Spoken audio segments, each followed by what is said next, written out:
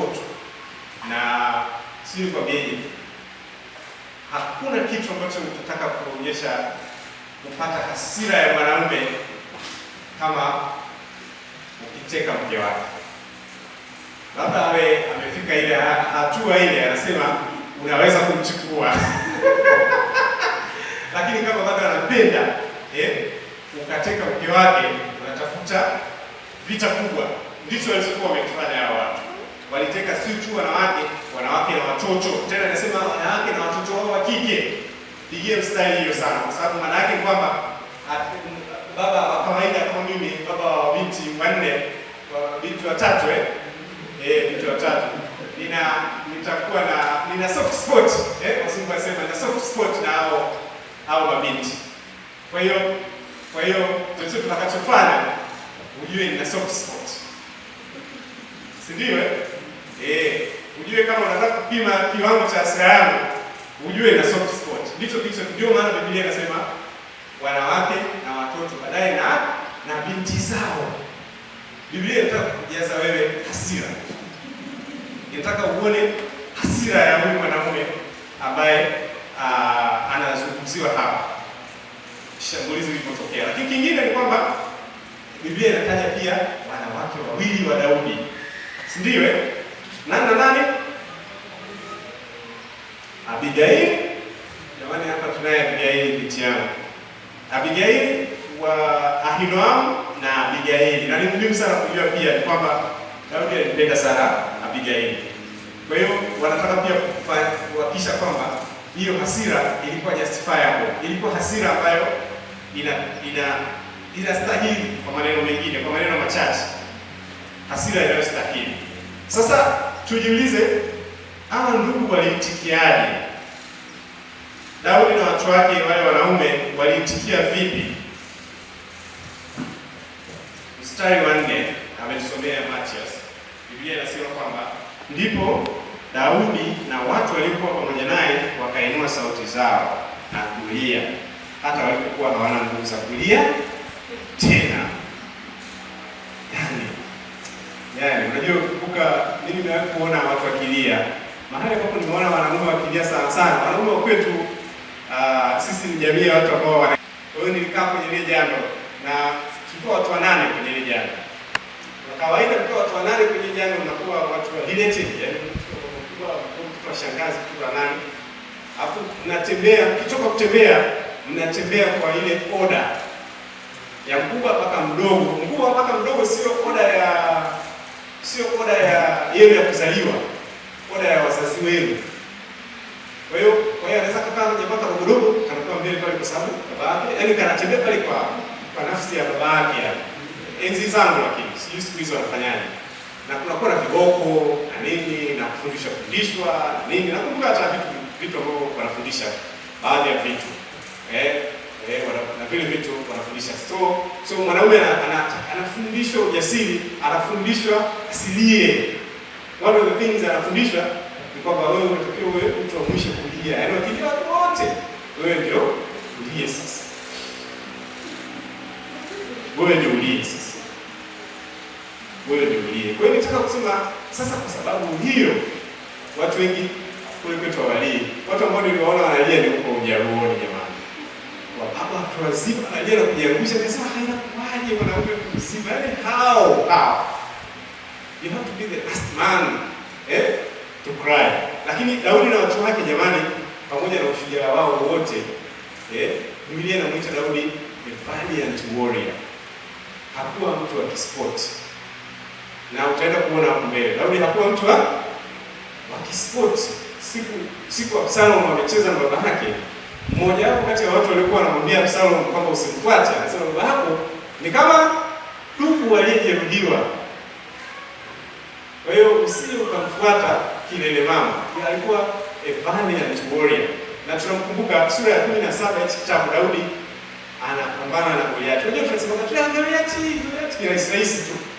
Si ndio? Tunawafundisha watoto. Akampiga Goliath, akachukua mawe, akampiga, akakata kichwa chake. Lakini Daudi alisema kidogo CV yake pale. Alisema alikuwa simba, alikuwa dubu, alikuwa a valiant warrior. Lakini a valiant warrior akafanya nini? akalia. Nitaka kupotea moyo wa mwenzangu. Wataalamu wanasema ya kwamba machozi huwa yana kisaikolojia, machozi huwa yanapunguza emotionally, yanapunguza hiyo stress. Kwa hiyo ukiona unahitaji kulia, kama huwezi kulia chumbani kwako, njoo hapa kanisani siku moja, piga magoti, lia. Yaani lia kabisa, yaani lia. Na ndio maana leo kujiuliza kwa nini wanawake wanaishi muda mrefu. Pamoja na mambo mengine ya biolojia, lakini jambo moja kubwa pia kwa sababu wanawake kufanya nini? Kulia. Kulia. Hawa wanaume wakalia. Tena hawakulia tu kidogo, wakahakikisha kwamba wamelia mpaka mwisho. Yaani wamelia mpaka chozi la mwisho. Yaani si kuna grandi gani kubwa, kuna hii grandi ambayo imejaa maji ile. Ile ikakauka ile, yakatoka machozi yote yakaisha, wakalia.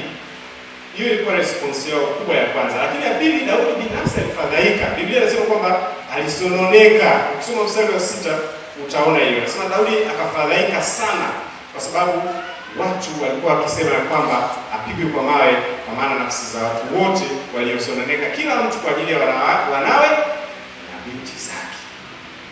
Wanawe na binti zake. Na unajua alafu nasisitiza hii kwa sababu mara nyingine tukizungumza wale wanaume, wote tunazungumza kama watu fulani wako kwenye chumba fulani cha maabara, wako peke yao. Lakini tukizungumza wanaume hatuwezi kuwatoa kwenye muktadha ya wanawake. Kwa sababu hizo hasira zitakuwa justified, wanawe na binti zake. Lakini Daudi alijitia nguvu katika Bwana. Kwa hiyo alifadhaika, alilia, akafadhaika sana. Na response ya tatu ni kwamba wale watu walitaka apigwe mawe. Tumesoma pia katika huo mstari, kwa sababu wameshaona hamna kiongozi hapa.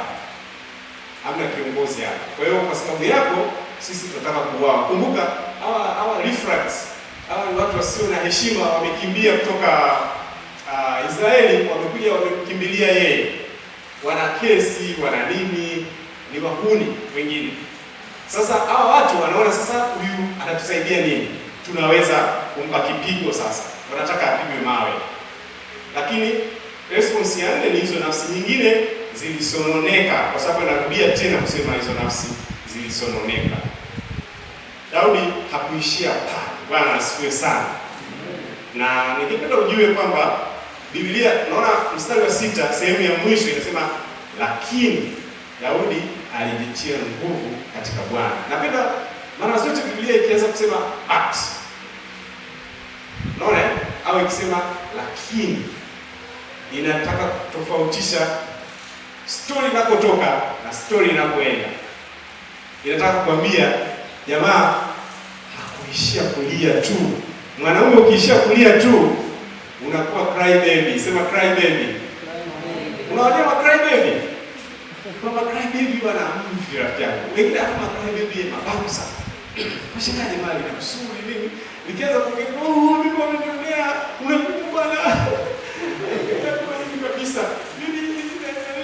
Mimi kama unakuwa cry baby bwana, wanaume kama wale ndio wanasema wewe bwana acha kuwa cry baby. Sasa ukiishia tu pale unaishia kuwa cry baby. Unaishia kubust, unaishia kupoteza vita. Bwana asifiwe sana. Daudi, napenda hiyo response ya Daudi. Lakini Daudi alifanyaje sasa? Tujifunze mambo machache ambayo Daudi alifanya. Kuna vitu kama 6-7 hivi tutaviona hapo. Kitu cha kwanza, Daudi ambacho kikubwa kuliko vyote ni hicho, alijitia nguvu katika Bwana Mungu wake. Mwambie jitie nguvu katika Bwana Mungu wako. Maana yake ni kwamba Daudi alienda kudraw ndani kabisa kwenye wakati ambapo kila kitu kimechukuliwa, kama Ayubu, wakati ambapo kila kitu kimechukuliwa, nguo zako, afya yako, kila kitu chako, kile kinachobaki kile ndio Daudi anakitumia sasa. Biblia inasema alijitia nguvu katika Bwana Mungu wake. Alafu akujitia tu katika Bwana ili kuwa possessive Mungu wake. Yaani sio tu Daudi Biblia inasema umiliki huo hiyo ni very personal, si kama unanielewa ni ya kibinafsi sana, sio tu katika Bwana, ila katika Bwana kuna tofauti. Unaweza kujitia nguvu katika Bwana, lakini Daudi alijitia nguvu katika Bwana Mungu wake. Huyo ndo Daudi yule wa Zaburi ya 23, amejitia nguvu katika Bwana Mungu wake. Kwa hiyo kitu cha kwanza hicho kikubwa ambacho Daudi alifanya ni hicho, maana alijua hakuna namna nyingine isipokuwa hiyo.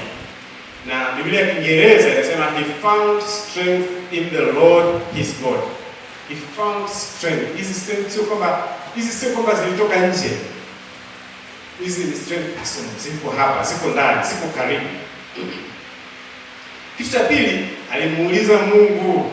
Mimi hizi sehemu huwa nazipenda sana. Kati ya sehemu katika maisha ya Daudi huwa nazipenda hizi. Alimuuliza Mungu, kwa namna nyingine aliomba. Mathayo tusomee mstari wa 8. Alafu tutakusomea na sura ya pili ya Samueli wa pili mstari wa 1. Tusomea mstari wa 8. Mstari wa 8 nasema, Daudi akauliza kwa Bwana akasema, je, nikiwafuata jeshini nitawapata? Naye akamjibu, fuata, kwa kuwa hakika utawapata, nawe hukosi utawapokonya wote. Unasikia mwanaume mwanaume smart atahakikisha emotionally ana drain kinachomuumiza. Cha kwanza. Cha pili, anajitia nguvu katika Bwana. Ukiona hicho, alafu sasa anamuuliza Bwana. Daudi alikuwa anajua vita, anajua tactics za vita. Mimi na wewe tunajua mbinu zetu za kusurvive hili, si ndio? Lakini Daudi hakutegemea zile mbinu kusurvive. Sio kama aliziacha, alizishusha daraja. Alianza na za muhimu. Na za muhimu zilikuwa kumuuliza nani? Bwana. Angeweza tu kuamua kichwa huyo akakimbia, akaenda na hasira. Na ndio maana walilia. Na mimi napata impression ya hunch kwamba ndio maana walifanya nini? Walilia mpaka nguvu zikaisha. Kwa nini? Kwa sababu ile ilikuwa inaleta akili, inakuondolea hasira na maamuzi ya mhemko ili upate nini? Akili. Lakini kabla ya kuondoka na akili zako, akaenda akamuuliza Mungu. Hebu tusome na Samueli wa pili sura ya 2 mstari wa 1. Neno la Mungu linasema, ikawa baada ya hayo Daudi akauliza kwa Bwana akasema, je, niupandie mji wowote wa Yuda? Bwana akamwambia, haya, panda. Daudi akasema, niupandie mji upi? Akasema, Hebroni. Asante sana. Mambo yamesha by the time tunafika sura ya 2 Samueli wa pili, Sauli ameshakufa na mimi Daudi anarudi. Hebron ndio alienda kwa makao yake makuu. Nilitaka kusema kwamba ilikuwa tabia ya Daudi kufanya nini? Kumuuliza Bwana. Tena sio anamuuliza tu. Si kama unajua watu wanaoulizaga hawako specific. Umeshakutana na mtu anauliza njia afu unajiuliza huyu jamaa ametoka Chiwindi ya wapi huyo? Jamani, kama unatoka na Chingwea sio wapi huko, sisemi kwamba huko ni mbaya. Ila unajua mtu anauliza afu unajiuliza huyu anataka nini? Anakuuliza, mbona anauliza hapa, unajua huko maziwa pale kwenye maziwa na maji, alafu anasema huyu anasema nini? Haiko specific. Na Mungu huwa na mimi nasikitika sana tunapoenda kuuliza, tunapokuwa tuko specific. Daudi alikuwa very specific. Yaani anauliza afanye nini, aendeje. Na tunaona hiyo ambayo ametusomea Mathayo, anauliza details kabisa. Ni vizuri kumuuliza Mungu details kabisa. Na kwa nini pia kwa mwanaume kwa sababu wanaume watu wanasema wana operate na right brain, wana operate na logical brain. Yaani wanaenda kilogic zaidi kuliko kihisia.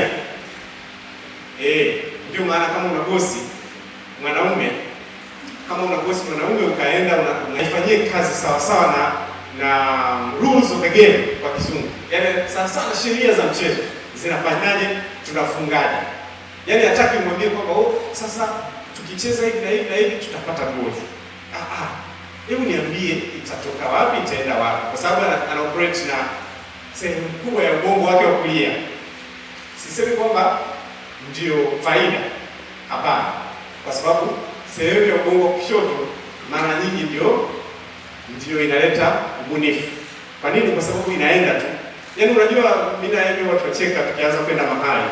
Mimi napenda kujua ramani, nataka kufuata ramani, nataka kwenda kwa order fulani. Nataka kujua, hata leo tumeweka, nilimuuliza brother Mawelo location, nikaweka nataka vitu vyangu viwe, yaani sitaki surprises Najua SGR inatoka saa 2, nataka nitapiga hesabu hapa mpaka pale saa 2 kamili nitakuwa pale.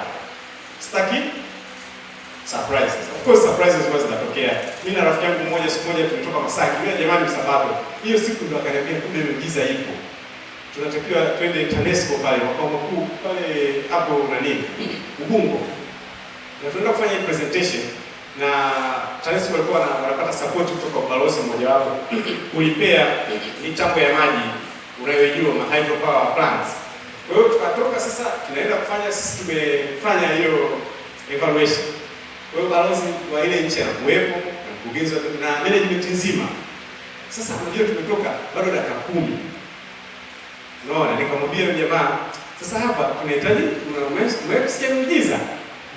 Akasema hii muujiza ilikuwa zamani, kama huko hapo na wewe sababu unajua sababu wengi wanaamini kwamba muujiza ilikuwa zamani. Nikamwambia ndio. Muujiza utatokea, tutafika pale kwa wakati. Na kuambia kweli, tulifika pale kasoro dakika 2, tumekaa pale, tumesha set mitambo, ndio balozi anaingia, mkurugenzi anaingia, akaniangalia hivi akasema, muujiza utokea. Unaona? Muujiza uko kila siku, wewe tu subiri mpaka labda unataka mzingaomo mtu akukalie. Lakini ukitaka kupractice mwenyewe, ukitaka kumwamini Mungu, muujiza iko kila siku. Na in fact, Mungu huwa anataka afungue macho yetu tuone. Actually tungeweza kufika pale tukapresent tuondoka. Lakini Mungu alikuwa anataka tujue kwamba yuko ana operate katika ulimwengu wa roho. Bwana asifiwe sana. Nitakusema hiyo. Uliza specifically, nenda usiende kwa logic na tactics. Sawa? Logic na tactics zitakusaidia tu at some point. Lakini zinatakiwa ziwe daraja la chini zaidi. Utamsikia Daudi kwa nini aliziweka daraja la chini zaidi. Kitu cha sio safari cha ngapi? Nani atanisaidia kujua? Kilikuwa cha tatu. Ilikuwa Daudi alijitia nguvu katika Bwana, alimuuliza Mungu, alafu Mungu alipomruhusu alienda kupigana kwa bidii. Mwambie kwa bidii rafiki yako hapo. Sasa hapa tu haikuwa bidii, alienda kupigana kwa bidii, kwa hodari na ujuzi. Mstari wa 10 tusomee Matias.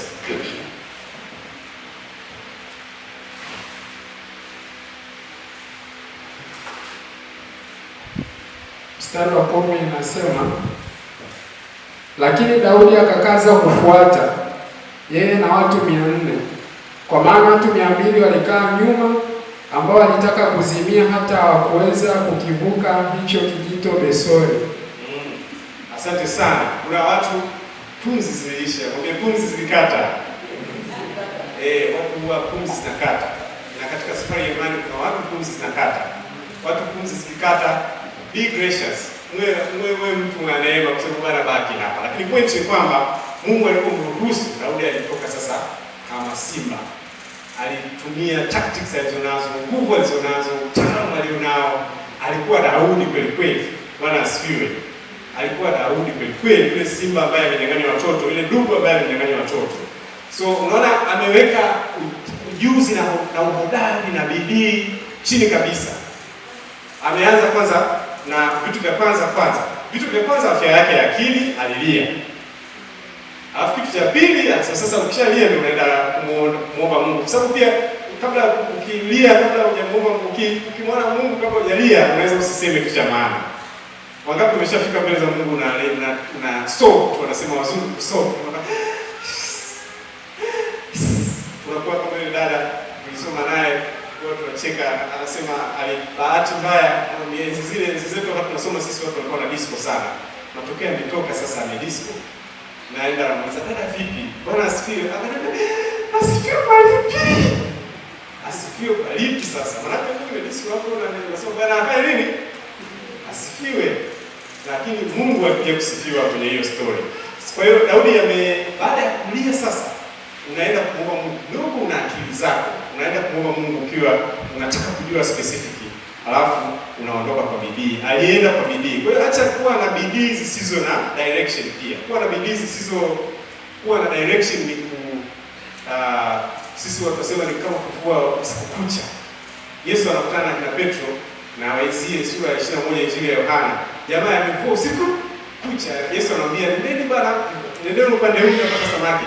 Petro anamwambia Yesu, "Bwana, tumefanya nini? Tumefanya kazi usiku kucha."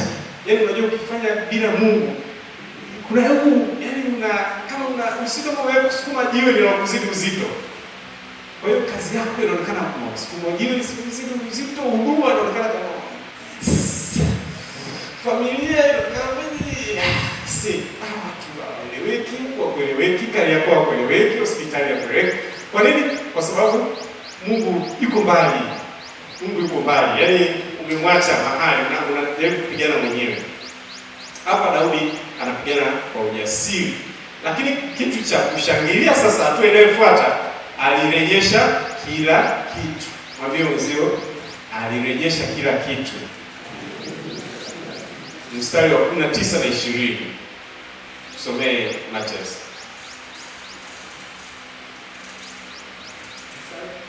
19 na 20. Mstari wa 19 na 20 nasema, wala hawakupotewa na kitu, mdogo wala mkubwa, wana wala binti, nyara wala chochote alichojitwalia hao, Daudi akavirudisha vyote. Mstari wa 20, naye Daudi akatoa makundi yote ya kondoo na ng'ombe ambao waliwatanguliza mbele ya wanyama wale wengine, wakasema, hao ndio nyara za Daudi. Amen, amen.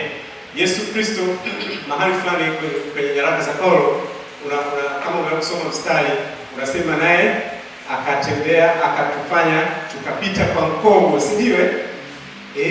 Yaani mkogo, yaani unaenda hii procession ya ushindi.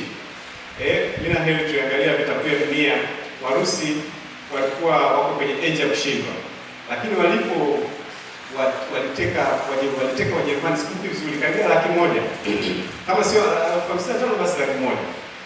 Siku moja wakapitisha wale majenerali na wanajeshi wa Ujerumani mbele ya katikati ya mji wa Moscow kwa mkogo kabisa. Yaani unajua tumewateka. Sasa tunataka mpite hapa. Tumewateka, tumewastrip down. Yaani hamna silaha wala wembe. Unajua mnapokabuliwa unatoa kila kitu. Alafu mnapanga majenerali wenu wanakaa mbele. Maana nyinyi ndio mlikuwa mnakuja kutuvamia. Wakapita mbele pale.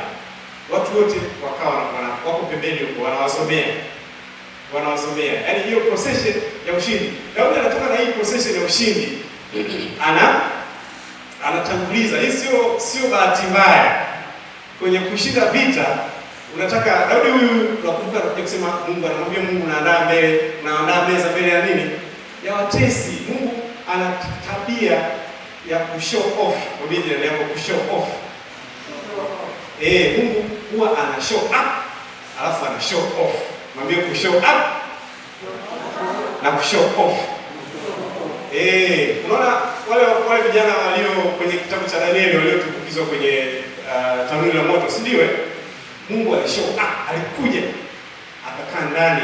Yule jamaa anasema, kuna mtu wanne anafanana na wana wa miungu.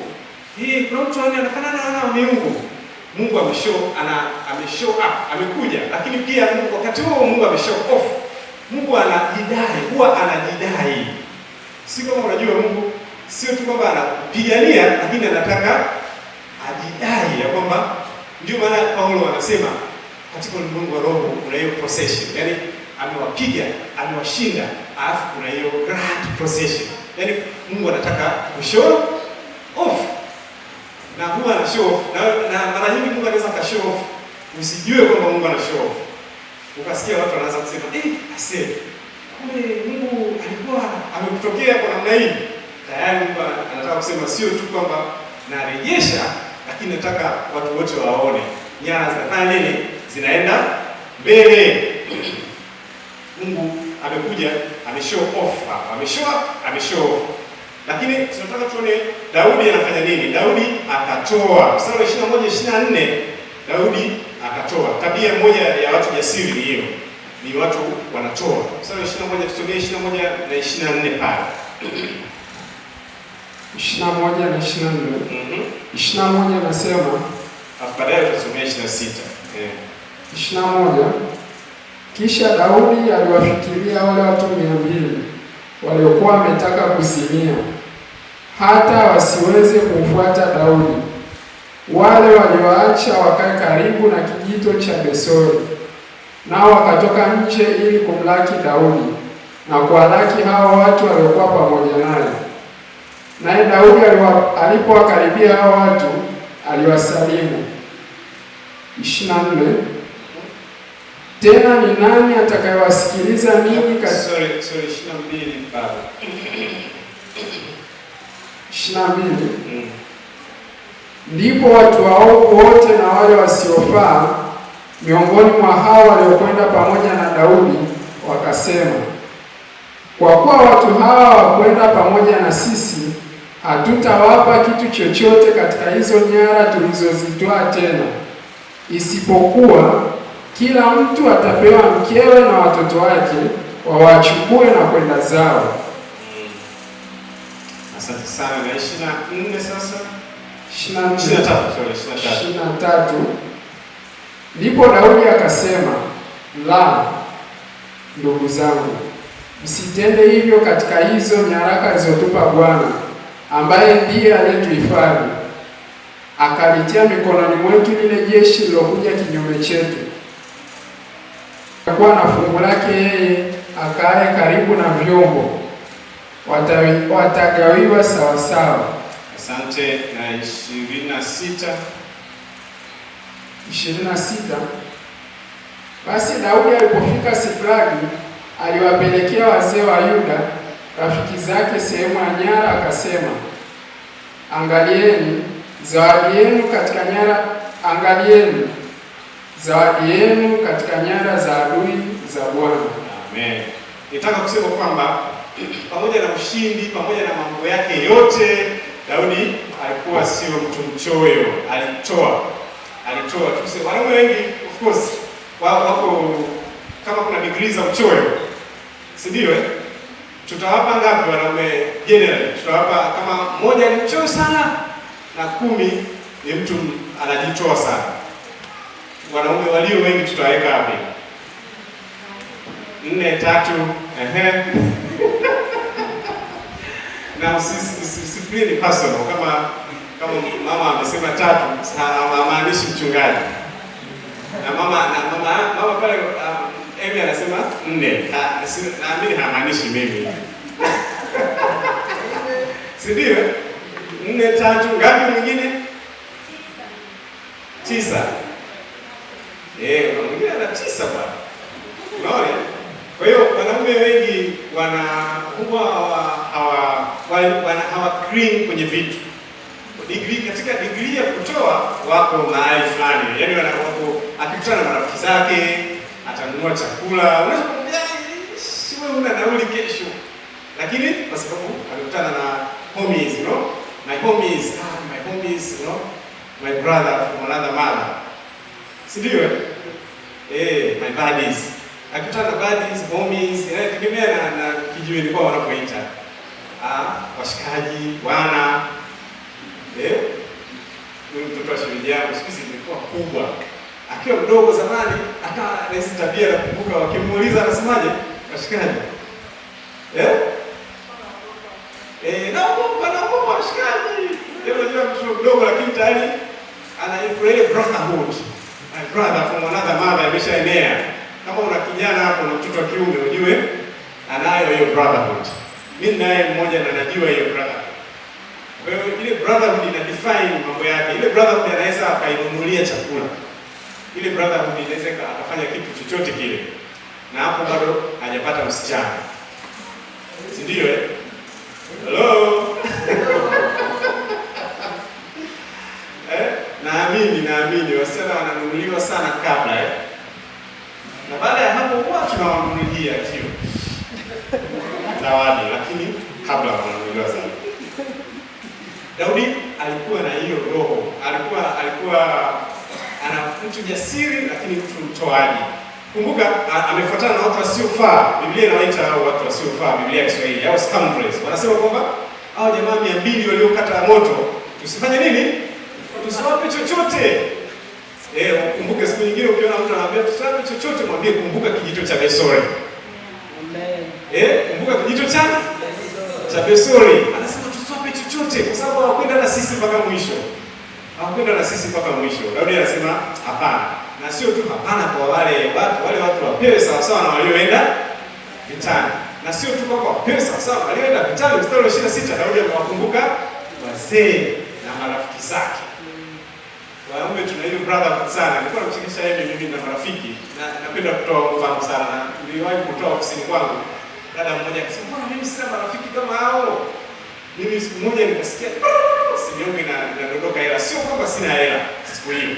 Kuna siku kweli sina hela kabisa. Nahitaji mrudishe. Hii siku naangalia simu hivi kuna 300,000 hapa zimeingia. Huyu aliyetuma namfahamu. Hatujaonana mwaka. Ni brother tulifanya naye kazi kabisa ofisi moja. Nikasema atakuwa amekosea. Nikanyanyua simu nikampigia. Bwana vipi? Sasa siku na mimi akacheka. Nilijua tu utanipigia. Nilitaka unipigie. Sijakosea. Nataka ununue mafuta.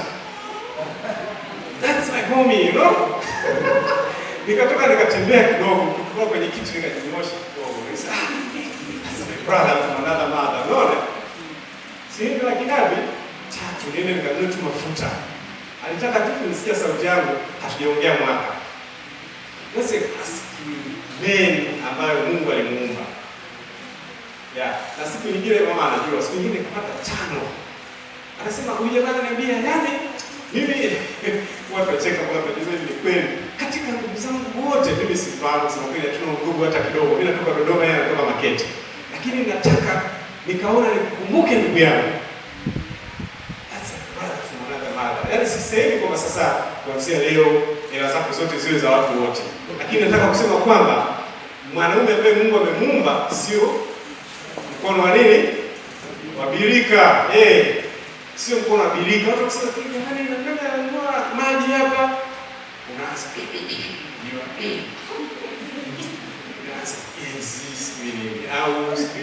mimi nasoma, mimi ni mwanafunzi. Lakini if you give, God is there to actually open up and bless you. Napenda hiyo heroism ya Daudi. Ni mtu ambaye ndio maana sio simple lakini sio simplistic. Yaani anajua hata kama ni siwezi kanavyo vyote. Furaha yangu ni kuhakikisha watu wote wamefurahi. Unaona? Hakuwa na hiyo choyo. Na kingine baada ya kuongea na wale watu, Daudi alikuwa mtu si tusemeje kwa Kiswahili, wa kitaasisi. Mstari wa 25, Daudi akaiweka hiyo kitu kuwa sheria. Mstari wa 25 inasema basi ikawa hivyo tangu siku ile, na baadaye akaiweka ile amri na agizo la Israeli hata leo. Kwa hiyo hata leo Israeli si kama hata sasa hivi wanafanya, lakini naamini ni rules of war. Na rules of war ni kwamba mateka ile walioenda na waliobaki wote wanafanya nini? Wanapata. Akaiweka iwe kitu ambacho watu hawatakuja kubadilisha. Akaifanya kuwa sheria. Na mwisho kabisa Daudi alitambua kwamba ushindi ulikuwa wa Bwana. Mwambie ushindi ni wa Bwana. Mstari wa 23 tutaomba nani arudie tena kusoma rafiki yetu Matias.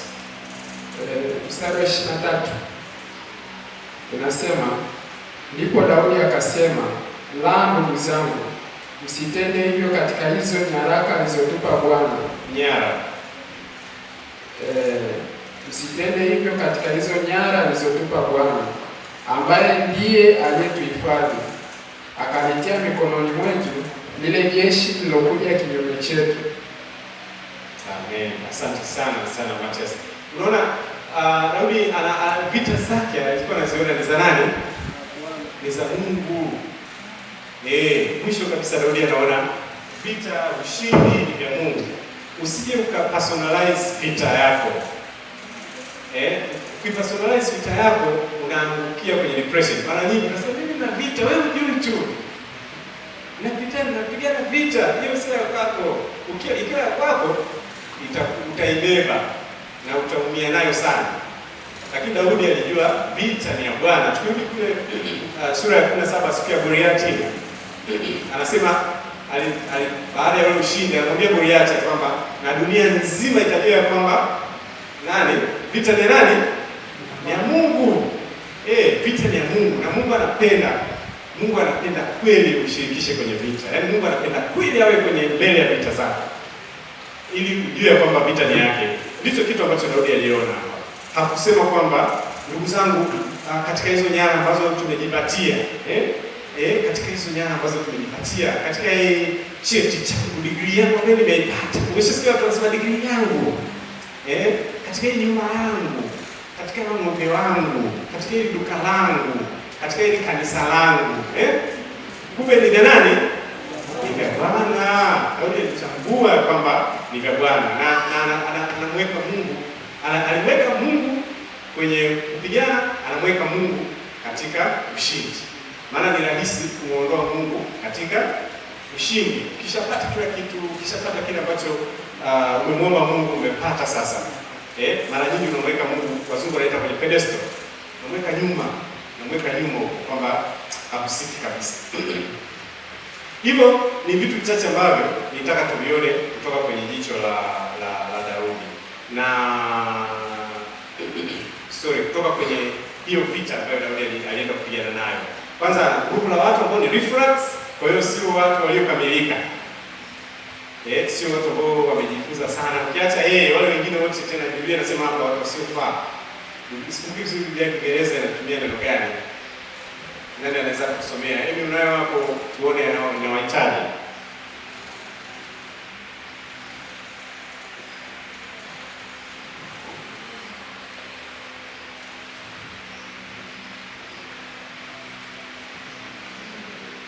Mstari wa 22.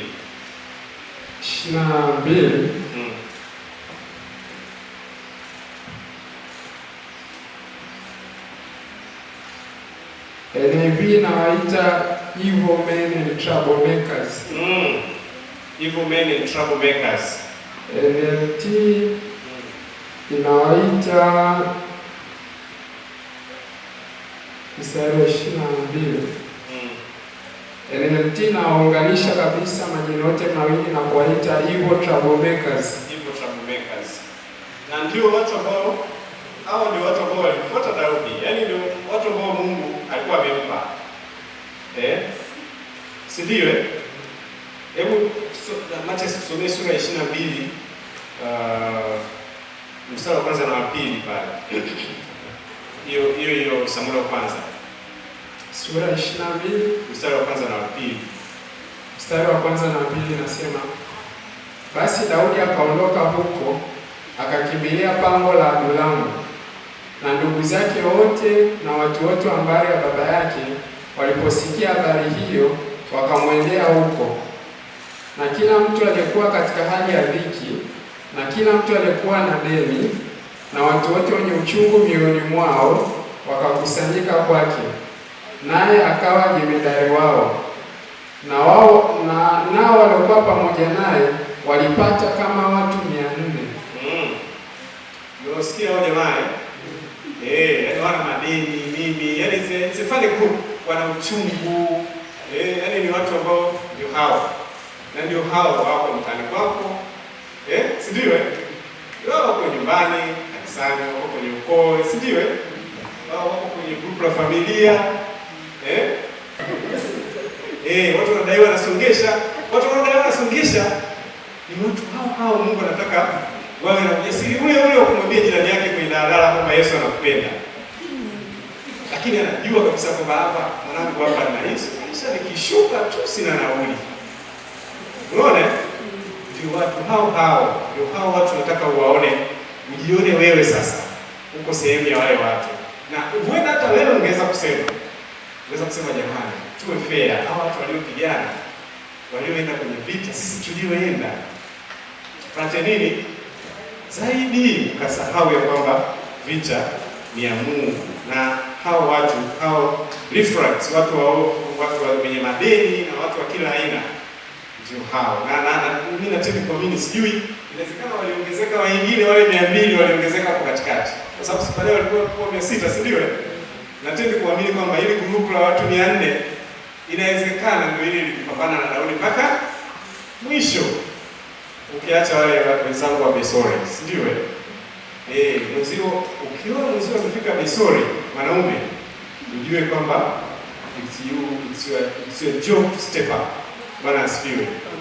It's your job to step up kama private trial, man down. Man down. Ukisikia wanaume nitakusema hivi, unamfahamu kabisa ana shida, unasikia man down, tafuta namna ya kuhakikisha kwamba unafanya kazi ya kumwokoa kama private trial. Mimi mwaka huu rafiki yetu mmoja alikuwa mkurugenzi wa hii shirika la serikali. Kwa mwaka jana akawa amesafiri nje ya nchi. Maana unajua ana privilege zote. Tulisoma pamoja. Ana V8 kubwa na dereva na nini, ana budget za mabilioni. Sasa ghafla alikuwa safarini Ghana, huku nyuma mkeka ukatoka. Unaona? Ule mkeka ulipotoka, na alikuwa of course alikuwa amemaliza muda wake, alikuwa anatumikia mwaka mwingine mmoja ili wachague mwingine, angeweza kuchaguliwa mwenyewe tena akaendelea. Kwa hiyo mkeka ulipotoka ule tukaona tukasikitika sana. Mkeka umetoka usiku. Kwa hiyo na marafiki wachache niliwapigia nikasema jamani, kwa sababu tunajua anakuwa Dodoma mara nyingi. Amehamia Dodoma na familia yake. Nikamwambia jamani, kama mnaweza mngependa kuja kwa ajili ya ya chakula, organize dinner Masaki kule. Nataka nisema Masaki hivi nikutie hasira. Organize dinner Masaki kule, huyu brother akitua tu muombe aje tupitie moyo, unaona? Na pia tukakutana kama watu 6 hivi, tukapigiana simu, mimi nikamtafuta, nikamwambia, akaniambia tutatua kesho. Nikamwambia basi ukitua atatuambia, tukakutana pale kwenye restaurant, tukala chakula, akatusimulia vita za Bwana, unaona? Vita za kutisha. Tusingeweza kujua. Na unajua alikuwa na V8, lakini tena anatua pale inabidi aondoke na Bolt. Ana tena V8. Na pale mahali tukutana naye alikuja na ST yake ya zamani, alikuwa ameiacha wapi? Huko wakati yuko Dodoma. Kwa hiyo tukakaa pale. Man down, tukamsikiliza, tukaongea, na kwa hiyo kesho yake nikapigia simu na mke wake. Akasema, yaani siwezi kuamini. Nimelia. Kwa sababu tulikuwa tukiomba. Na kweli nimevunjika moyo. Unajua unaona umefanya hiki, umefanya unajenga nchi. Lakini kuna siku watu hawataona kama umejenga nchi mwanangu. Unaona mtahitaji wanaume waku kana wewe na kutia moyo. Na huyo mtu ni wewe.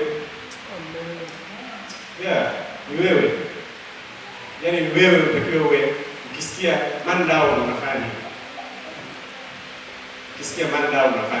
Na it was very interesting. Tumeenda kwa chakula, mimi nikasema mimi nitalipa kwa sababu nimechokoza, si ndio? Rafiki yangu mmoja mfanya biashara mzuri, tukafika pale na akaniambia si hapana, na mimi ningependa siku moja niwe kama ndugu huyo. Niwe na watu wanaompenda. Wewe tukapatana pale watu tunaopendana, tukaomba, tukala. Nasema hivi kwa sababu najua kina dada wanaishi sana. Wanakutana, wanaongea, lakini sio sisi tuko superficial. Very superficial. Vita ya mwenzio wala huioni kama ni vita ya kwako. Utaacha hiyo mark. Na wakati mwingine unahitaji tu kumsikiliza mtu. Nilikuwa namwambia yeye siku moja, nikapigia simu na brother. Siku moja binadamu akasema amefanikiwa sana yeye na mke wake. Ni watu wa $20,000 huko wanapendelea. Akaniambia njoo tukutane Istanbul pale Lion City. Tukakutana kwa chakula. Akaniambia leo nataka niongee na wewe. Nataka usiniambie kitu chochote, usiniambie wala tuombe wala nini, I just want to somebody to listen to. Wewe msikii. Najaribu kufunga mdomo wangu kwa sababu gani? Kwa sababu nataka kuongea.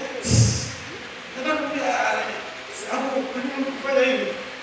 Lakini nakumbuka kwamba ameniambia nisikilize tu. Nikasikiliza, tukala chakula mpaka tukamaliza, nikamwambia basi nimesikiliza. Next time ukitaka tukakutana tena mjini siku nyingine. Nasikia nitaka kusema hivi vitu sio kwa sababu na mimi ni sehemu ya hawa watu waliokuwa wanafuatana na Daudi. Na mimi nachichemea vile natafuta na kila mara namwambia Mungu nishindie. Najua wanaume kitu kimoja hapo ambacho kinasumbua sana wanaume wengi ni lust. Wanasumbuliwa na tamaa wakati mwingine. Ama wakati mwingi. Mchungaji mmoja mzee kabisa anaongea hivi. Watu akaenda kuongea na mchungaji vijana anamuuliza, "So, what is the wewe umesha kwa Kiingereza sasa. Have you ever had victory over lust?" Yeye umeshashinda tamaa za macho, tamaa za mwili. Kwa hiyo akasikia that one not yet. I am fighting. And God is on my side. Ana miaka 80, lakini point yake ni kwamba ukikaa kwenye kiti usikafikiri kwamba eti kwa siku nikikaa nikiwa mwenyewe ofisini nitajifungia tu. Basi mimi nitajifungia tu, siangalia watu wanapita na vimini. Unaona? Sitaangalia. Hapana, ni kitu ambacho ni kitu cha kila siku. Ni vita ya Bwana. Bwana asifiwe. Ni vita ya Bwana. Mwambie jirani, vita ya Bwana. Vita ya Bwana. So when it's man down, hakikisha kwamba you step up. When it's man down, hakikisha kwamba you step up. Na hasa kwenye huduma ya wanaume. Mimi nilipokuwa nilikuwa kiongozi wa wanaume. Nilipokuwa Bahari Beach kule, brother Mawele nakumbuka alikuwa mkazini wetu. Kwa hiyo sasa pale kuna wanaume, wanaume wenye cheo, wanaume wa kawaida, wanaume. Lakini tukiita maombi, bwana, wanakuja kama wanne hivi. Kuna struggle. Lakini ukiambiwa fanye vitu wanafanya. Tukafanya vitu pale kanisani vimeonekana. Lakini sipati kusahau siku moja nikiwa struggle sana, nafikiria hiyo huduma ya wanaume imenishinda. Tumeenda kwenye kikao kwenye church board. Mchungaji akasifia wote. Nikafika kwa wanaume. Akatupiga nyundo kweli.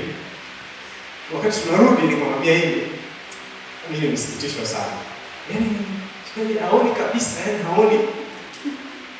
haoni. Unaona, basi kesho yake Jumatatu nimeenda kazini. Nimemtika moyo sana kama kina Daudi. Nikaa nasema sasa mbona kama inakuwa kama anabeba kwa kwangu. Kama ni sisi tu. Maana unajua mtu anipigia simu. Bwana sikiwe, amina, nimetoka sisi kanisa FPCT wapi bwana. Unasemaje? Nafanya na huduma ya wanaume bwana.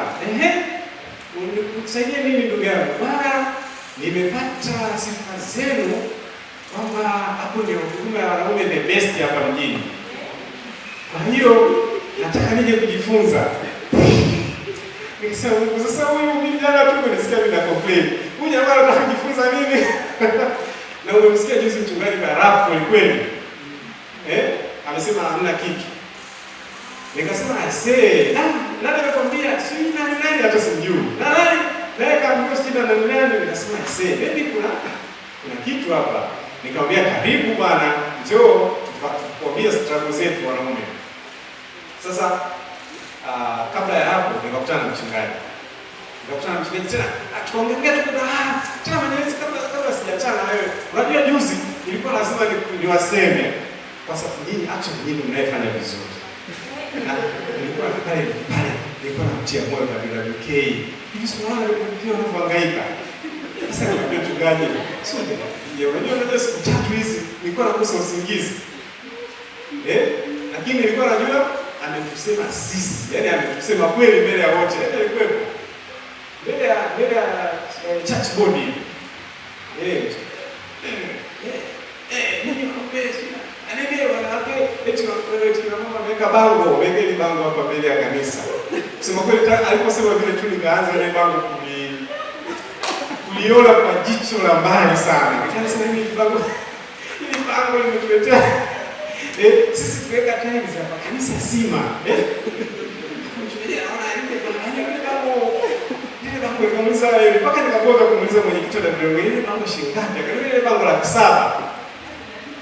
8.5. Lakini roho fulani ilikuwa inanyanyuka huku ya hawa jamaa 400. Unaona? Roho ya wale 400, mwambie roho ya 400. Ilikuwa inanyanyuka kwamba sasa nini sasa kwa. Sasa kwa hiyo nataka kutia moyo kwamba wakati mwingine Mungu Bwana anafanya kwa katika hiyo style.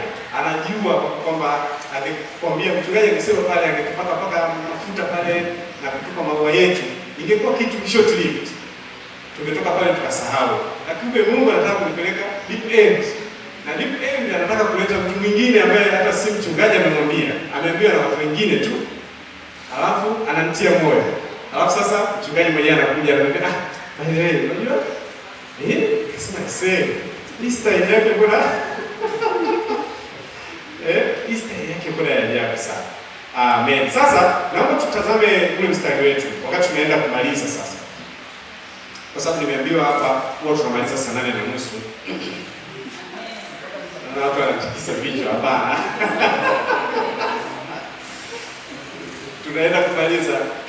Tumwangalie Daudi katika ule mstari wetu na nitakuwa nakuuliza haya maswali ujiulize. Sasa na tusiwatazame wanaume tu na struggle zao. Si ndio? Kwanza ni vizuri wewe unachukua muda wako kuombea hawa watu. Si ndio? Kwa sababu wako simple lakini sio simplistic. Wako simple lakini sio simplistic, na wanaweza wasikwambie mambo yao ukashangaa sana, wasikwambie mambo yao ukashangaa jambo limetokea tu. Na mimi nakwambia kwa sababu nina miaka 50, zaidi ya 50. Najua na hivi vitu vinatokea kanisani mpaka unauliza, ni huyu brother au ni nani? And the reason why, kwa sababu unajua hujui namna ya kumwombea, hujui namna ya kuinteract naye. Na ukiwa binti huko hapa, hiyo siku moja utaolewa na mmoja na utakuwa na maswali. Utakuwa na maswali kweli. Lakini nataka ujue kwamba Mungu anatumia watu wasiofaa. Mwambie rafiki yako watu wasiofaa waliokuwa pamoja na Daudi. Sawa. Kwa hiyo jambo la kwanza nitaka kuuliza Paulo anasema kwenye waraka wa Korinto wa kwanza sura ya 16 mstari wa 13. Anasema habari ya kesheni, kwa maneno mengine be on your guard. Be on your guard. Kesheni. Nataka tumtazame Daudi kwenye hilo jicho. Daudi tumesema pamoja na mambo mengine yote mazuri, lakini bahati mbaya sana Sikla haikuwa na ulinzi. Walipoenda kule kujaribu kumsaidia mfalme wa Filisti, waliacha mji hauna nini? Hauna ulinzi. Swali langu kwako mwanaume na kaka, dada na wote tulioko hapa, unaulindaje mji? Unaulindaje mji? Unalindaje familia yako? Unalindaje maisha yako ya kiroho? Unalindaje huduma? Unaishi kama uko kwenye vita ya Bwana?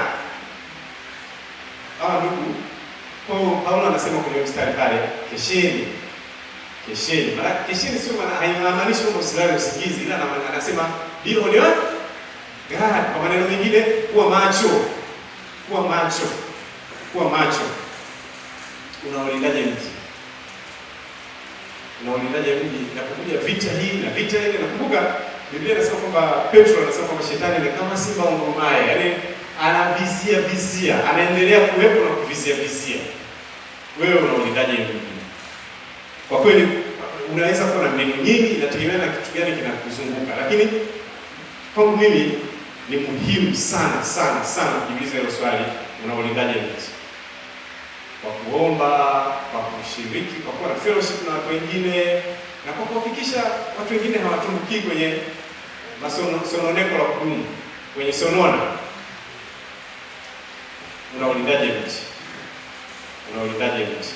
Mimi sijui kama ni dini ama ni vipi. Mimi nimejiwekea, na hii kusema kweli ni miss opportunity. Nilikuwa naombea watoto wangu wakiwa wadogo, si ndio? Lakini nilikuja kugundua kwamba miaka ya mwisho nikaja kugundua kwamba nilimiss opportunity ya kuombea kila siku wanapotoka. Kwa hiyo wa mwisho sasa ndio nime-maximize sana. Kwa hiyo nahakikisha kabisa kila siku kabla hajaondoka kwenda shule, na mimi kwanza siondoki kwenda kazini kabla yeye hajaondoka kwenda shule. Kwa hiyo kabla hajaondoka kwenda shule, natamka haya maneno ya baba ya nini? Ya baraka. Na natamkia wengine wote walioko na ambao hawako hapa. Tena hakikisha naye anajua kwamba hata kama niko hajaniona lazima aseme kwa wapi nataka kwenda shule. Sijui implication yake, lakini najua ya kwamba nimetua mzigo mikononi mwa Mungu. Unaelewa? Unalindaje mji? Namna yako moja ni kuhakikisha ule mzigo uko mikononi mwa Mungu. Ndio maana Daudi alimuuliza Mungu. Alitaka ule mzigo utoke kwake uende kwa Mungu. Bwana wa vita, Bwana asifiwe sana. Unaishi kama uko mitaani, usiishi tu oya. Sio kama ushasikia watu wanaishi oya, si ndio? Unaishi kama uko mitaani. Lakini cha pili, ule mstari unatuambia kusimama imara katika imani. Stand firm in the faith. Kwa nini? Kwa sababu imani ni kinyume cha hofu. Ni ni opposite, sio antidote, ni opposite of faith. Yaani the moment tunaanza kuona vitu vinakuelemea, ndio kwamba imani yako inapungua. Ndio wakati ambapo unajiona uko helpless, huna msaada wote, ndio wakati ambapo unamhitaji Mungu. Daudi kwenye hili Daudi alisimama katika imani. Yaani pamoja na kulia kote na kufadhaika, alirudi akamwomba Mungu, akasimama na kumtegemea Mungu. Wewe unasimama kwenye imani? Unaamini katika mambo ambayo yako mbele yako? Ama unaacha imani, hofu inatishia imani yako? Unaenda na hii wimbi la dunia. Na mara nyingi hapo ndio maana kwa watu wengi wanapoteza mwelekeo. Maana inategemeana na aina ya shambulizi. Kama hakuna neno ndani yako, unaona ile Daudi alijitia nguvu katika Bwana. He found strength in the Lord. Maana ni kwamba alidraw kile kilichokuwepo. Yaani sisi kwambiaje, una maisha yako ni jagi. Hii jagi ina kitu. Sasa kama haina kabisa kitu cha Mungu, siku ikipuliza upepo itafanya nini? Itaanguka. Kwa hiyo wakati ambapo upepo unajua mkali sana, hakikisha kwamba una neno, una maombi, una fellowship, unashuhudia watu wengine, una uhusiano ulio imara na Mungu. Kwa sababu uhusiano ukiwa imara, hakuna kitu kitakuangusha. Na ukasema vita ni yako Bwana, yaani shauri lako. Nampenda Joshua katika vita za Mungu, anamwambia Mungu ya kwamba Mungu ni kwa ajili usituache tukaharibika kwa sababu ya jina lako. Ushasikia hiyo? Ukimpamanisha Mungu na situation, Mungu atakushindia, atakupigania like no other day. Kitu cha tatu ambacho nataka kukuuliza ni kuwa hodari sasa. Rest of the day, be men of courage. Toleo nyingine linasema, anasema kuwa hodari kiume. Sasa Daudi tumemwona kusema kweli, lakini wewe je, unasimama na kwenda kwenye uwanja wa vita baada ya kufadhaika, au ukishalia basta? Ukishalia ndio unabaki hapo. Usiende bila Bwana. Musa alimwambia Mungu, uso wako naenda pamoja na nini? Mungu alimwambia Musa kana wewe Musa alimwambia Mungu kwamba uso wako usikwenda pamoja nasi, sisi hatutoki mahali hapa, si ndio? Na Mungu akasema uso wangu utaenda pamoja nanyi, nami nitakupa raha. Na Yesu kazi yake ni kutupa sisi raha. Acha. Na ndio maana anasema Yesu akasema jioni ninyi wote kwenye kusumbuliwa na kulemewa na mizigo, nami nitawapa raha. Yaani ndio kazi yake. Kwa hiyo baada ya mambo yote uko tayari kusimama kiume na kwenda, ukiacha imani, ukiacha imani na maombi. Nataka kuuliza hili swali, una ujuzi wa vita? Una ujuzi wa vita? Maana sawa, una timu inacheza, mimi kijana wangu tulikuwa tunaangalia Liverpool. Una ujuzi wa vita? kuna game, mchezo, kuna maombi. Tena uzuri kwamba Liverpool ya Klopp alikuwa ameokoka na wachezaji kadhaa walikuwa wameokoka. Juzi tumemwona mmoja, sikumbuki vizuri yule jamaa anaitwa nani. Unaona baada ya kufunga goli akavusha t-shirt yake, alipata kadi. Lakini ile t-shirt imeandikwa ya ndani, imeandikwa nini? I belong to Jesus. Yaani wale watu wote walikuwa kwenye zile stand zile ni watu wasioenda kanisani. Watu Uingereza, watu wamehama kanisani, wamehamia kwenye pitch. Yeye anataka kuambia kwamba yuko Yesu, nitapata kadi kwa kuvua hii t-shirt, lakini yuko nani? Yesu mahali hapa. Sasa nitaka kusema ukiacha maombi kwenye timu labda watashikana wataomba. Lakini kuna tactics za game na Roho Mtakatifu huwa anatumia sharpened tool. Yaani Roho Mtakatifu anatumia kisu tu, anatumia kisu kilichonolewa vizuri. Sasa unajinoa? Una mbinu za vita au utaenda tu? Bwana asifiwe.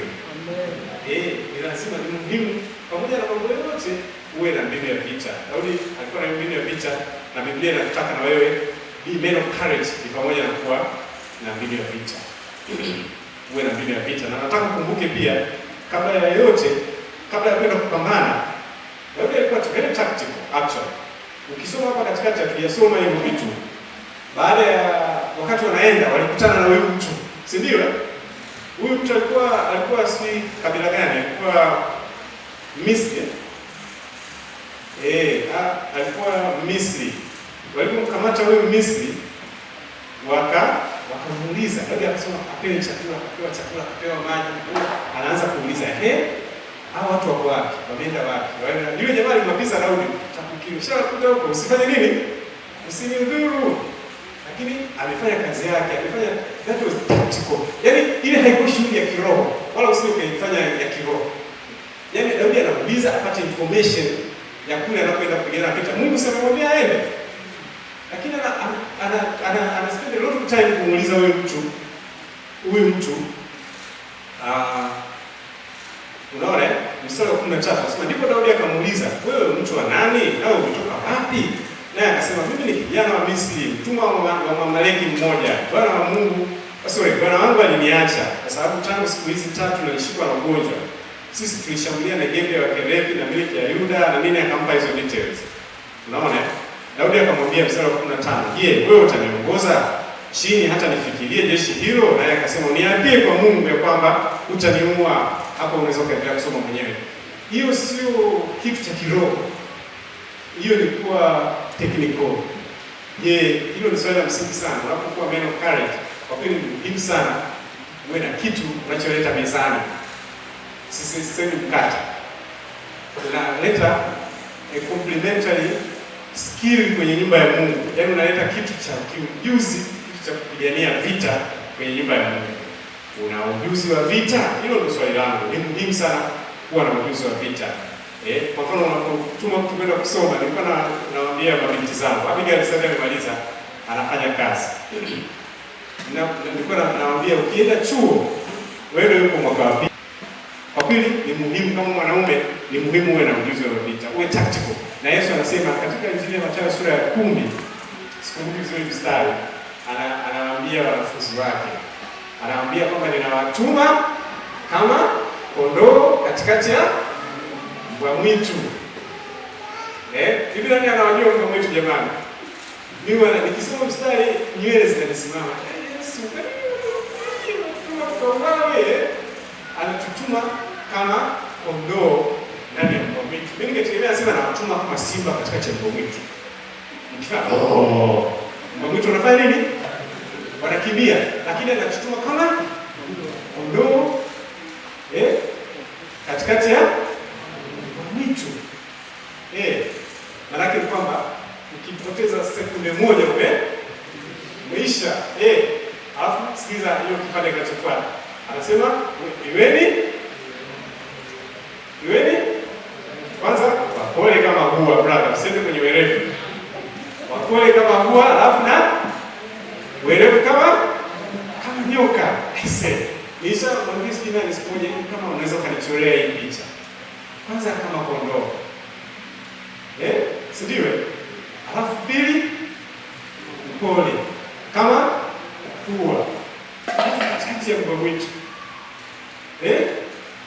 Sasa ni kwa nini nikuja kujua? Ni kwa sababu unajua mfano Mungu ni upside down kingdom. Unashinda by losing. Mwambie jirani yako, we win by losing.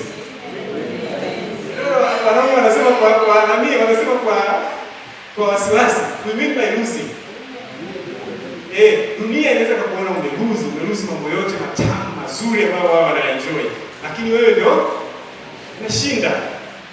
Nakumbuka wewe unapigana from the offensive. Mwambie jirani yako, from the offensive. Unajua kama unaangalia mpira kuna from the defensive. Kuna wale wanaoshambulia, tunahakikisha wanatupatia ushindi, lakini kuna wale wanaolinda. Wewe unapigana from the defensive kwa sababu offensive ilishafanyika msalabani. Bwana asifiwe. So kwa Kiingereza kuna maneno war na battle ni vitu vile tofauti. War ni vita kubwa. Battle ni mapigano ya kila siku madogo. Ndio maana wapendwa wakisema yuko vitani anamaanisha battle. Kwa sababu war tulishashinda. Bwana asifiwe. Yaani vita tulishashinda. Ndio maana Paulo anasema tunatembea kwa mkono. Tena anasema kwamba Yesu alituokoa, alitubeba, akatuweka juu sana katika ulimwengu wa roho. Paulo anasema amekuweka kwenye ulimwengu wa roho. Yaani maana yake ni kwamba wewe una operate katika that level. Ndio level ambayo Daudi alioperate katika kitabu cha Samueli sura ya 17. Unajua Daudi anapokutana na Goliati, Goliati anapokutana na wale wengine anawatukana tu majeshi ya Sauli. Lakini anapokutana na Daudi anamtukania Mungu wa Daudi. Kwa nini? Kwa sababu David was operating hiyo level ambayo Paulo anasema amekuweka wewe katika ule ulimwengu wa roho, amekupa that privilege. Bwana asifiwe sana. Nataka Mungu akusaidie ujiulize maswali sana kutoka hapa. Na mwisho kabisa, la 4 ni kwamba je, wewe mambo yako yote unasumbuliwa na self interest ama others interest? Yaani mambo yako yanatendeka kwa upendo, kwa maneno mengine. Ni vizuri kujua hiyo kama mwanaume, mambo yako yatendeke kwa nini? Kwa upendo. Kwa mfano Mungu atakupa position power siku moja, au atakupa nafasi kabisa ya kufanya hichi kitu. Daudi siku moja Mungu alimpa nafasi ya kumuua Shimei. Si ndio mnakumbuka Shimei? Shimei mwana wa Gera. Sio tu Shimei, Mungu alimpa Daudi nafasi ya kumuua Sauli. Unajua? Mara nyingi mpaka akakata vazi lake, lakini hakumuua. Kwa nini? Kwa sababu alikuwa anaona kwenye ile moment Daudi alikuwa amepoteza. Lakini in the bigger scheme of things, katika ulimwengu wa roho wa Mungu, Daudi alikuwa ameshinda. Alikuwa anaona kikubwa zaidi kuliko kile pale. Sasa nataka kwa mfano, Mungu amekupa wewe position of power and authority. Una hii nafasi ambazo sisi baadhi yetu tunafikia. Alafu anakuja huyu binti, anajiweka kwenye hii. Unajua watu wanatafuta cheo, anatafuta hiki kitu. Mimi baadhi wanamwambia mke wangu kabisa ajue.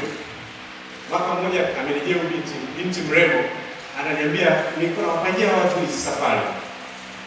Akaniambia mimi nataka kwenda na wewe. Mimi nataka kwenda na wewe. Nikarudi nyuma kiti nikamwangalia, nataka kwenda na wewe. Nataka kwenda na wewe. Nikamwambia ni vizuri wewe na watu wengine ambao utajifunza zaidi, kwa sababu kwa sababu tulikuwa na sehemu nyingine zote, mimi nilikuwa naenda Dodoma. Nikamwambia ukienda kule Dodoma, utakutana tu na watu waliovaa suti. Watu wa serikalini na nini. Utapiga tu bla, nataka wewe uende huko ambapo watu wanafanya nini? Utajifunza. Mimi nataka kwenda na wewe. Unaona? Ukiwa kwenye position of authority ambayo ni jaribu sana kwa mwanaume, Mungu anakupa hiyo nafasi. Na unaweza kusema sio huu wakati.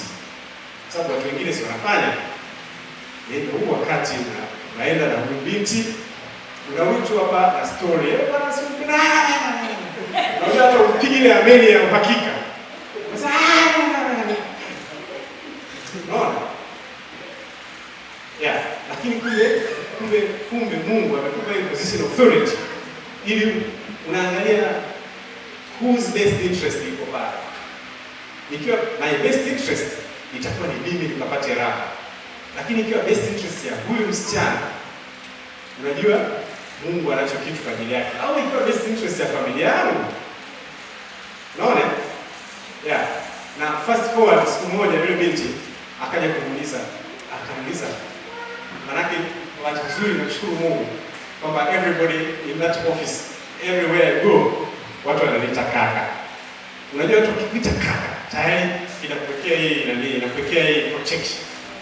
So people will not come and say, brother, tena brother. So ashakuwa brother. Akaja kuuliza, brother, hivi kuna mdogo wako ambaye anaweza kunioa? Nikamwambia, mimi na mdogo wangu wa mwisho ameshaoa. Hapana. Unaona? Mdogo wangu wa mwisho ameshaoa. Kwa hiyo ukishakuwa kwenye hiyo position, it's very very easy kwa wewe kumesa ukafanya mambo ambayo hayatendeki kwa upendo. Nitaka kusema hiyo mambo yako yanatendeka kwa upendo. Yaani umetumia msichana, je, unataka kuonja kabla ya wakati? Itakuwa kwa interest yako au kwa interest yake au kwa interest ya ufalme? Na nakwambia hiyo kwa sababu utafika kwenye position ambayo hutaweza kuwaza haraka na hiyo. Utafika kwenye position ambayo hutaweza kuwaza haraka na hiyo. Sisi tunafanya na wanafunzi, huwa tunafurahi sana wanafunzi, maana tunawaambia wanafunzi watuandikie hivi notes. Na tunavyo hivi baadhi ya notes tunavyo. Yaani ukisoma unaweza kusema jamani, hao watoto ndio hawa wanaopiga mapambio na kucheza namna hii. Na tumefundisha watoto, nilikuwa nafundisha teenagers kwa miaka mingi, bado nafundisha. Siku moja kanisani kule kijana anakuja kuniuliza swali. Swali. Nikamdodosa kidogo. Nikaona anapoelekea nikaanza kujiuliza hivi baba yake. Sasa hivi yuko kule ndani. Amenyanyua mikono namna hii na suti yake. Anajua hii kijana yuko kwenye cross hairs ya shetani. So nataka uone hiyo hayo mambo, kujiuliza hilo swali kama mambo yote yanatendeka kwa upendo. Daudi ametufundisha sana, alikuwa anaweka wengine kwenye best interest. Ina gharama zake, lakini gharama za muda mfupi. Lakini faida ni ya muda mrefu zaidi. Mungu anamuita Daudi ni yule mtu anayempendeza moyo wake. Mungu alimuita Abraham rafiki, the next moment anamuita mtu yule aupendezaye moyo wangu, alikuwa Daudi. Kwa nini? Alikuwa na kati ya wale watu wabaya. Tunajua stories za Daudi, si ndio? Alifanyaje na Bathsheba? Kuna story nyingi, lakini ana hiyo quality za mtu wa Mungu, mwanaume wa Mungu ambayo leo mimi na wewe tunaweza kuomba Mungu atusaidie tu. Bwana asifiwe sana. Basi nilikuwa naomba tusimame. Wakati tukisimama, nataka tuombe Mungu hapa leo. Na usio kusema jamani ilikuwa kwa ajili ya wanaume tu, inatuhusu wote. Wanaume na nani? Na wanawake. Kwa sababu mwanaume zaidi ukipata uhodari, imani, ujuzi na upendo, faida yake ni kubwa zaidi katika mwili wa Kristo. Kinyume chake tunakijua. Mwanaume akipotea, tendency ya madhara yake yanakuwa makubwa zaidi. Wachungaji watakuwa wanajua hapa. Kama wanasikiliza habari za familia za baba aliyekimbia, baba aliyetelekeza familia, hutaki kwa huyo baba na unataka kujua kwamba vita zako ni za Mungu. Na nianze na jambo moja, kama unadhani kwamba kama una hizi feelings, kama huoni kama uko vitani, kama huoni katika maisha yako kila siku, huoni kama kuna kitu unapambana, basi unahitaji maombi. Ndio unahitaji maombi. Kama unaona kama huko ni tambarare tu, wenye shida ni watu wengine, wanaona yeye anasongesha na wengine, au wanaopambana na tamaa za mwili ni wengine, unahitaji haya maombi. Na pia kama unaona ndugu yangu, mimi nadhani baada ya mambo yote nilibaki Mesori. Wanasema mjini huko, nilirudisha mpira kwa kipa. Nikasema bwana, mimi siwezi kuendelea huko tu hapa kututia moyo na kusimama pamoja na sisi, lakini ukweli ni kwamba nilibaki Mesori. Nitaka kusema hizo zote, wanaume wote wanaopitia kwenye hizo changamoto, Mungu ana majibu ya mambo yako. Mungu anataka kukugusa kipekee sana. Na mimi nasema kama mwanaume, sio mwanaume aliyeshinda, mwanaume ambaye anapambana kila siku. Nataka ujue kwamba Mungu yuko upande wako na Mungu hajawahi kukuacha. Kwa hiyo pamoja na kwamba tunaomba kwa ajili ya watu, lakini nataka wanaume wote kupita hapa mbele tu dakika chache, afu tutaomba mchungaji